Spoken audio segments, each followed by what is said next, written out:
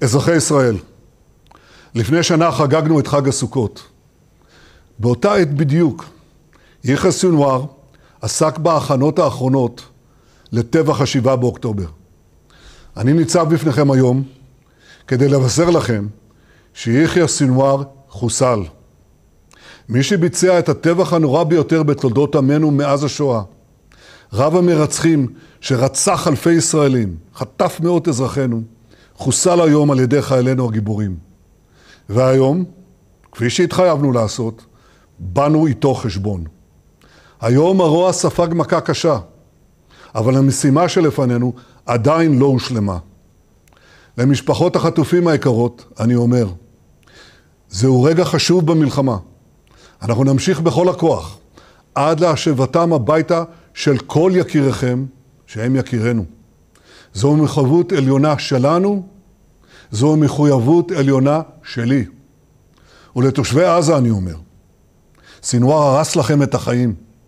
הוא סיפר לכם שהוא אריה, אבל בפועל הוא הסתתר במאורה חשוכה, והוא חוסל כשהוא נמלט בבהלה מחיילינו. חיסולו הוא ציון דרך חשוב בשקיעת שלטון הרשע של החמאס.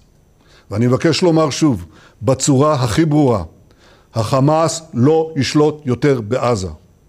זוהי תחילתו של היום שאחרי חמאס, וזו הזדמנות בשבילכם תושבי עזה, להשתחרר סוף סוף מעריצותו. למחבלי החמאס אני אומר, מנהיגיכם בורחים והם יחוסלו.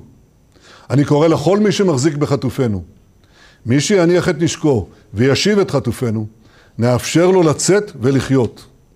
ובאותה מידה אני אומר, מי שיפגע בחטופינו, דמו בראשו, נבוא איתו חשבון.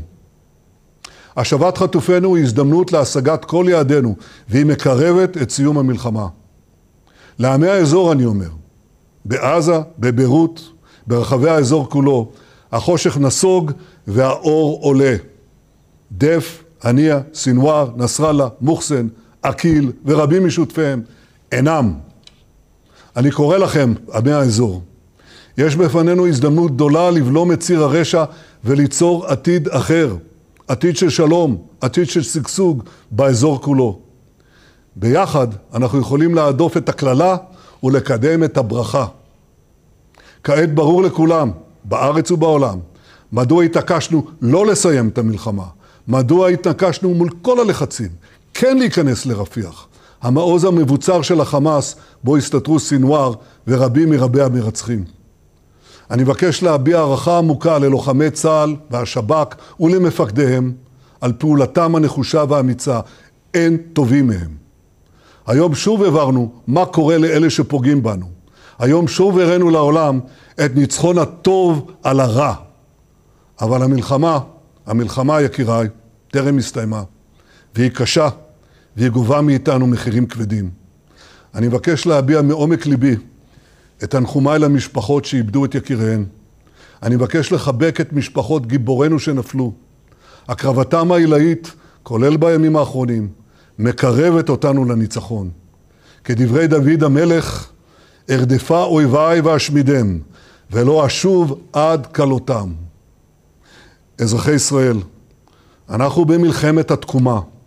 אתגרים גדולים עוד לפנינו. אנו נדרשים לאורך רוח, לאחדות השורות, לאומץ לב, לעמידה איתנה. יחד נלחם, ובעזרת השם, יחד ננצח.